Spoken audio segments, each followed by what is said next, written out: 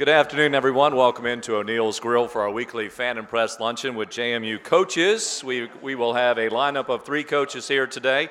My name is Kurt Dudley from the Athletics Communications Department. And today our lineup looks like this. We're going to lead off with Sean O'Regan, the head women's basketball coach. And we'll follow him with Lewis Rowe, the head coach of the men's basketball Dukes. And we will have a special guest in today, Mickey Dean, as the softball Dukes will open up the season on Friday in Charleston, South Carolina. A couple of other programming notes in the future. We're trying to arrange for next week to have Coach Eikenberry here as the baseball season begins pretty soon as well. We'll get that confirmed for you. And in 2 weeks, we will have Coach Mike Houston back. The Dukes will have their spring ball for football begin on February the 28th. So Coach Houston will be here as well as on Facebook Live on that particular Tuesday. That's 2 weeks from today. So women's basketball, the Dukes are 16-6 overall, 9-2 in the CA, and sole possession of second place. They are just a game behind Elon, a team which will come to Harrisonburg this weekend. And they have a 2-game lead over Drexel and Delaware after last week's results. Those 2 teams split, so they're now 7-4. Last week for the Dukes, they won Friday at Hofstra to complete a season sweep over the Pride. It was 61-50. And Sunday won at Northeastern, a 24-8 second quarter. Carried the weight in that one. 67-49 was the final. Precious Hall hit for 20 against Hofstra. It also meant that she became the 3rd player in JMU women's basketball history to reach 2,000 career points, joining Dawn Evans and Tamara Young in that category. She is up from 4th to 3rd this week on the NCAA scoring average with 24 points per game. Jenny Sims of Old Dominion is number 2 at 25.8, and then Washington's Kelsey Plum is number 1. She's a 5'8 guard, by the way. She's averaging nearly 31 points a ball game. For Precious Hall, she has 2,033 career points. That still ranks 8th all-time in the Colonial Athletic Association, and she is 59 points away from tying Courtney Hurt, who played at VCU. CA notes on the College Insider mid-major poll, Elon number 12, JMU number 13. They're holding those spots, and Drexel dropped a spot to number 16. This week for the Dukes, they're at home twice. Friday night against the Delaware Blue Hens. The Hens will come to town 13-9 overall, 7-4 in the CA. They just had a 6-game winning streak snapped by Drexel. Friday night's tip is at 7 o'clock. You can hear the game on the JMU Sprint Broadcast Network, and you can see the game on Matazone HD Sportsnet free video as well at 7 o'clock. The Dukes won the earlier meeting January the 13th, 66-51. And Friday night's game is the Play 4K Pink Out game. So fans, wear your pink and you can get a $5 general admission ticket. Sunday, Dukes are at home. This is a big battle, of course, as well. Elon in town, 18-5 overall, 10-1 in first place in the CAA. They host Northeastern, do the Phoenix on Friday night. And you can hear that game, of course, on the JMU Sprint Broadcast Network, Matazone video as well. Also, the American Sports Network will be here to cover that game on cable. This is a 3 o'clock start game on Sunday. Not 2 as per usual, 3 o'clock on Sunday. The Dukes won the previous meeting 76-70 on January 20th. Fading in and out here.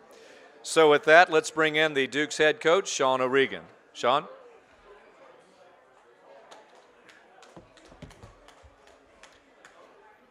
Thank you, Kurt.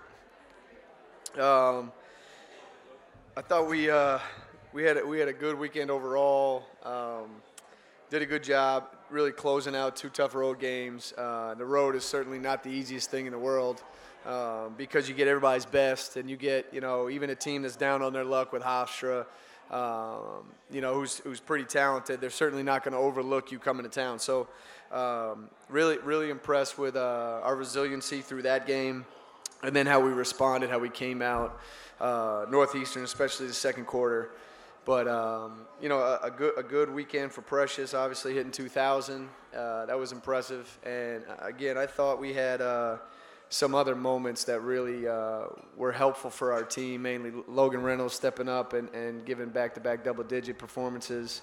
And then, I thought Kamaya played consistent And then kind of a breakout for me with Savannah Felgermacher breaking herself back into the lineup and really helping us. So really kind of a good team effort weekend, but really, congratulations and a testament to Precious for hitting 2,000, because that's rare. It's rare, and the fact that since I've been coaching here, I've seen 3 of them is even more impressive. So I was really proud of her.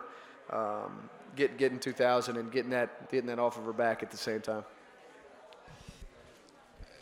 As much as we love talking about Precious, there are still 9 other players that you circle through. I mean, and it seemed like particularly Northeastern, Precious goes out, doesn't really play much the second half, and the other players you put in found a way to not let Northeastern get back into the game. I guess talk a little bit and kind of describe the maturation and everybody else around Precious that's allowed you guys to get to that point. Yeah, no, it's a good way to put it is a maturation. Just because I think everybody we have is bought in and everybody's working hard. So I think it's a matter of time where they get those moments. We've pushed Logan hard, and she's kind of seeing that come to fruition now with her confidence, and I call it flipping the switch. So she's playing well. Haley Barron is playing really consistent, and we had a nice talk after Friday's game because I just thought she didn't bring the same bounce, and I didn't want her going down a road. But she had great bounce in Northeastern. She has a family there. But yeah, everybody's kind of. That's what I said to him after the game. Everybody's putting in the things that you're best at. So, Savannah comes out and she didn't try to shoot every time she touched the ball. She passed the ball well. She gave us great hustle plays, a couple rebounds, tough. She got into like 2 or 3 jump ball situations. I thought Ania Young, even though her offensive numbers are not good, I think she's great for us on defense. So again, it's kind of bringing to the table what you have and what you're best at. And Amber comes in, and again, she was under the weather, which if you watch the game, you could tell she certainly didn't have that same bounce. But they double team her. She makes 2 great passes out of a double team, which help us get easy baskets. So again, we're coming along in that sense. But I still think we got a ways to go with clicking as far as our scoring. Kamaya is not playing her best as far as scoring right now. Lexi Barrier's going through a little bit of a low with her scoring, and not that that's not going to last for either one of them, but it's kind of the timing of it right now where they haven't Lexi hasn't had that 17-point breakout that I know is coming. So we're working our way through that stuff, but I think what we're really starting to understand is the consistency in our defense. In that's going to control teams. So Northeastern, for instance, our Mrs. Offense goes to the bench for a little while, and we just, I know they cut it to 13, but you get stops and rebounds, and you're able to control the game that way, even if you're not scoring. So we're growing up, but it's really playing off of your strengths and letting your strengths lead you on the floor in whatever it is you're doing, but understanding kind of your role, and roles are always, I never want to constrict roles, but I think understanding kind of your role and how you contribute to the team is what we're really starting to grab hold of. Coach, I did want to talk about Friday's game a little bit since it Sure. was so significant, and it was very close, especially was. in that fourth quarter. Can you take us through that last period? And also, Precious was relatively struggling in that final period. It was 2,000 points maybe weighing a little bit on her mind, and how did she handle that, especially since there was no time to celebrate after that achievement? Right. Now, I didn't dive into what exactly was. Why she wasn't her full self, because again she knows she didn't shoot it great, and of all the teams that have messed with us, I didn't think they messed with her all that much as far as double teams and anything like that. So if I had a theory, it could be just that looming 2,000, because she pays attention. I mean, she looks at the standings, she looks at the stats, she's very aware of her surroundings. She's a redshirt senior, she gets it. So knowing that you're approaching that milestone, I think that would not mess with anybody, kind of. So she certainly didn't play poorly. She just was a little bit off of her regular kind of swagger. So, you know, I don't know. That probably was it. But what I was glad, I gave her a hug right afterwards, and I said, now it's done. She looked very different Northeastern. She looked very comfortable. I think a really good thing for her. But you know, we attacked it. Fourth quarter, you know, they made a push, and I was really disappointed with how we came out to start the third quarter. We basically breathed life back into Hofstra right away, and gave them confidence instead of kind of pushing them down further. So I was disappointed with that, and then it became a dogfight. So, you know, I thought I think I called a timeout with about 6:45 to go. We were up 4, and not that it turned right away. If I watched the film correctly, it was a couple possessions. It still went back and forth. But you calm down. You know, like, you guys have played your way to here. You know, I've got probably 2 freshmen on the floor. And all right, we've dealt with this. St. Joe's jumped on us 30 to whatever, 18.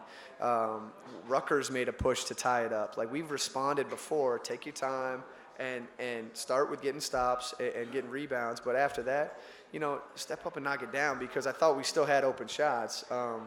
You know, I thought down the stretch too, what caused us to slow was our offense got real stagnant. And I think it gets that way when it gets tighter, because, again, you're looking for Precious to make a play, and everybody kind of watches instead of just playing freely like we were allowed to on Sunday. So, Hofstra fights. I mean, they turn around to beat William and Mary, you know, Sunday. So they fight, and I knew they would. I was just disappointed with how we let them back in. And as a follow-up, you said it yourself, 2,000 is rare. I'm wondering, was that a goal that was talked much about, not necessarily maybe before the game or even during the season, but even going into the season, knowing that was an attainable goal? How much of that was talked about with Precious? I really I try to stay away from those things most of the time until they're done. So we didn't talk about it, because I think you just try to focus on being your best, and chips fall where they may. With everything, with a Player of the Year award, with a, you know, that's what I keep preaching to Kamaya. Like, don't listen to any of that. You got to play, and you got to get better. And you know, you can't control an award thing. You just got to really focus on what you're doing every day. So 2000 was never like a goal. I hope she'd get there. You know, she's never going to catch Dawn, but I hope she gets to Tamara. Just because I think she not that Tamara doesn't deserve it, but she does. Precious does, and she's worked really hard. And going through what she went through with her knee, I think it's like just a very neat thing for her to reach this point and understand that the legacy is building. Turned you off. There we go. Kamaya shoots 1 of 7 from 3-point over the weekend. Is that, from our conversations, it doesn't seem like that's necessarily her best shot. Did you see her maybe settling too much from behind the arc instead of maybe attacking and getting to the rim and maybe forcing some things? You know, the confusing part about Kamaya for I think everybody, is that when we recruited her, it was like, yes, she can shoot the 3. It was one of her things. I didn't think she'd be as good getting to the rim. So when we recruited her, it was like, hey, she can play the 1, she can play the 2, she can shoot the 3. Pretty good driver. Yeah, we know her mid-range needs work, but I expected her to kind of shoot the numbers-wise what she has so far, which is 36 something 35, 36%, probably lower now with the 1%. But I think she has a tougher time against zones, because I thought Northeastern, she did a great job of penetrating, but they were coming together. They were putting 2-3 people as she penetrated, so she's making a kick that maybe doesn't even get the assist sometimes. Then it's another kick, and now we've got a wide open 3. So she started the ball rolling a lot of the time with her offense. And I think she got a little frustrated on Sunday with not being able to actually get to the rim the way she wanted. But none of the shots she took were bad ones.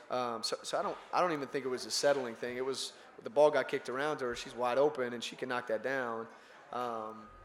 You know, I think it could have been an even better weekend for her if she makes a couple more. I mean, if she goes 5 for 7, I think it's wow. You know, it's Logan Reynolds wow stuff. So I want her to continue to shoot those shots, because she's a very capable 3-point shooter, and she's still was trying to get to the rim. So it wasn't like she was just settling for threes. She was trying to get to the rim. They were doing a good job kind of plugging the hole, and then she made the next play. So I wouldn't say settle.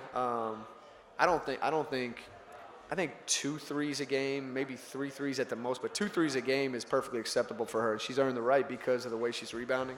So we used to have a Nikki Newman rule where Nikki Newman gets us all these extra plays with all these offensive rebounds or steals. Yeah, she can go ahead and shoot a couple threes because she's earned that right. It's the same with Savannah right now. Savannah's getting us extra possessions. You deserve a shot or two. So the way Kamaya's rebounding, I hope she takes 2 threes a game because, again, every one she shoots, I'm like, that could go in. It's never one that's like, nah, that's way off. Every time she shoots, like, that going in. So I don't think this is a settling thing. I think she's kind of taking what they were giving her. You talked about Savannah. Now that you actually got a chance to watch the film, I assume, on Northeastern, Yeah. what stood out to you about her performance Sunday that maybe you didn't get as much of appreciation for immediately after the game watching it live? I knew she hustled, but she was really what I was impressed with was her ability to run plays from the 4 and the 5. I mean, we ran a play 45 seconds to go. I thought there was no chance she was going to run it right from the 5, and she ran it right. Ania missed a layup, but those are things that I didn't know if she would have that. The hustle stuff I noticed. The hustle, the rebounding, all that stuff I noticed live. But I really didn't understand how well she was fitting into the offense without forcing things. So she's running plays right. I thought with her and Amber, there was actually a little bit of chemistry there because they were doubling Amber. They kicked it to her. She catches and throws it out while she's in the air, which is a pretty athletic play to Lexi in the corner. So those type of things really impressed me that I didn't necessarily notice during. It was more of the hustle was all during. The offensive stuff where she was fitting in better than I thought was what I noticed on film. Coach, this team's accustomed to chasing conference championships regular season and, of course, in the tournament. And you're accustomed to being out in front when you have a team in front of you now. Has that been a topic of conversation with the team, especially going into a big road weekend when you're on the road Friday and Sunday? Do you talk about keeping pace and controlling what you can control? Well, yeah, I actually I'm trying to remember exactly who. It might have been before Drexel. And I said to him, it was after the Towson game, I said, regardless of what you guys think, you're in control of your own destiny. Because if you take one at a time and you do find a way to win out, which again is much harder than it saying it, but you're in control because of the Elon win. So if you beat Elon again, and even if they don't lose again, you have the tie break. So you're in control of the 1 seed, and if you want it, you go get it.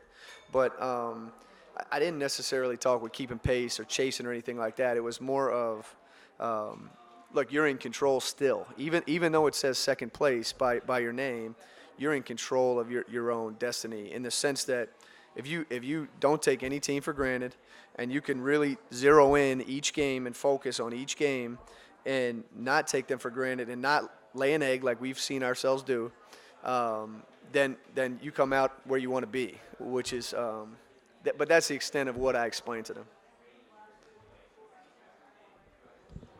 Not to overlook the game against Delaware, obviously, but when you look back at the last time the Dukes played Elon, which was another close game, what lessons do you take away from that tape, and do you kind of expect something similar to happen on Sunday? It's hard for me to, because I my message very clearly to our team will be that Delaware is tied for third place, and you cannot look them. They're playing really well. They're playing hot. They just lose to Drexel, but they had won 6 in a row. So that is our focus. But I'm going to answer your question anyway. No, I don't know. I really don't know what to expect with Elon. I thought that was one of the crazier games and one of the better games that I've been associated with in the CAA for a couple years now. And what I mean by a couple years is there's been a lot of ODU, VCU, stuff like that back then. I thought were really dogfights. But I thought the Elon game was great. It was up-tempo. Both teams were scoring. We're making adjustments at each other. So it was a fun game to coach. They're good. They're really good, and they're playing really well. I checked their scores religiously to see maybe one day they'll slip up. And the only one that was close was at William & Mary right after our game, which, again, is the emotional, kind of letdown. But I don't exactly know what to expect other than it's going to be a super competitive battle that I hope will be a lot of fun. I know we'll be ready for that game, so my attention is to make sure we're ready for Friday. And you can't overlook anything like that. It's not like you can't overlook anybody, but especially a team that's vying for third place right now. So I know the buzz will be the Elon game on Sunday, but we really do have to focus on Delaware's too. So.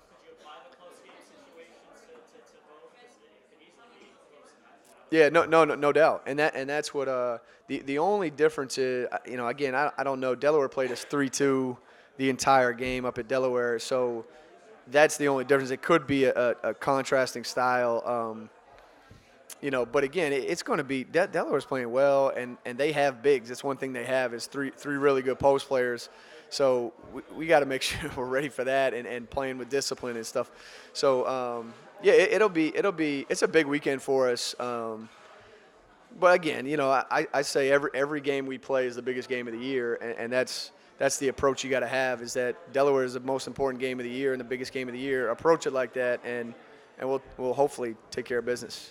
Coach, you're a pretty good free throw shooting team.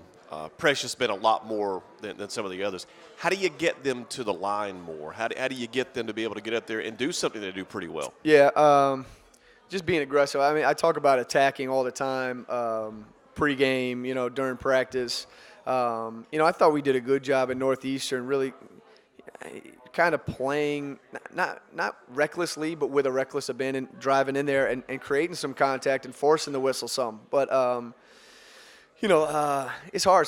With all the zone we're seeing, it's really difficult because it's not the same as man where you really got somebody to drive, or it's very simple. It's the zone. You got to beat zones with a three sometimes, and so it's been difficult and it's been inconsistent with how many we get. But we're getting there, and I keep telling them to be aggressive, and that's the most important thing. And if we can do that, I think the numbers will end up that way. But trust me, I'd love to get there 30 times a game. Those are easy shots. How much does having a player like Precious Hall on the court help the other four players that are on the court with her? I think it helps a lot. And the more I think we play and the more we get better, I think they're helping her as much as she's helping them.